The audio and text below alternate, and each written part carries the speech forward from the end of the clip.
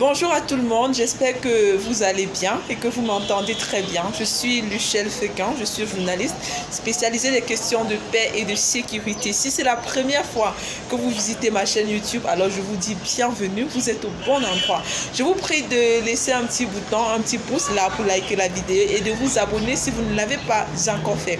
Alors dans ma chaîne, nous parlons régulièrement des techniques de résolution de conflits et je vous donne en fait des astuces qui peuvent vous permettre de vivre un peu plus pacifiquement avec des personnes qui sont dans votre entourage. Nous avons engagé depuis 3 semaines déjà une série sur les différents types de personnalités et la semaine dernière justement on a parlé des super sympas qui étaient ces personnes qui sont très gentilles et parfois à cause de leur extrême gentillesse prennent des engagements que finalement ils n'honorent pas.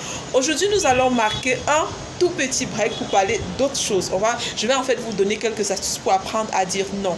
Parce que souvent dans nos relations interpersonnelles, on se retrouve en train de blesser ceux qui sont en face de nous parce qu'on ne leur dit pas non de la bonne manière. Imaginez un peu, vous êtes en train d'échanger avec un collègue et il fait une proposition à laquelle vous n'adhérez pas. Et directement vous dites non, c'est pas possible, ça ne marchera pas, ça ne passera pas tant que je suis directrice de cette organisation.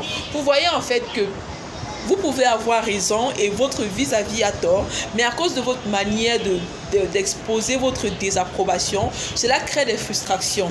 Et cela est dangereux parce que ça peut pousser la personne qui avait exprimé cette idée à être un peu réfractée quand il faudra faire des propositions la prochaine fois.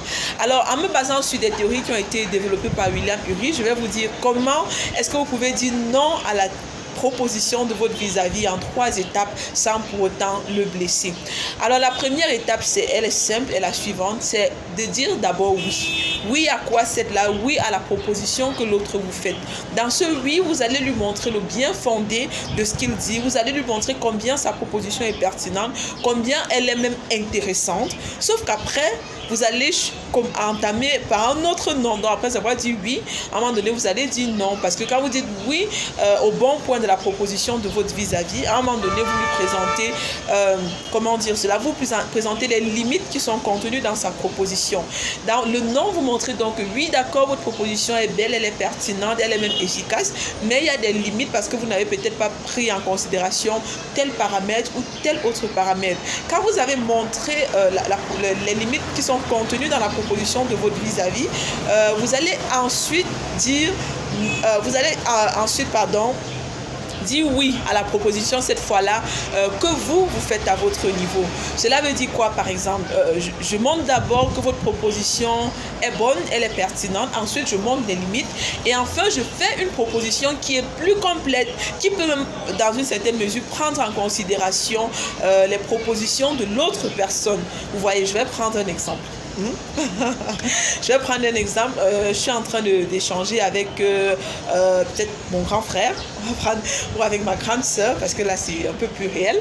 Alors j'échange avec ma grande soeur et elle voudrait par exemple qu'on fasse un cadeau à notre mère. Voilà.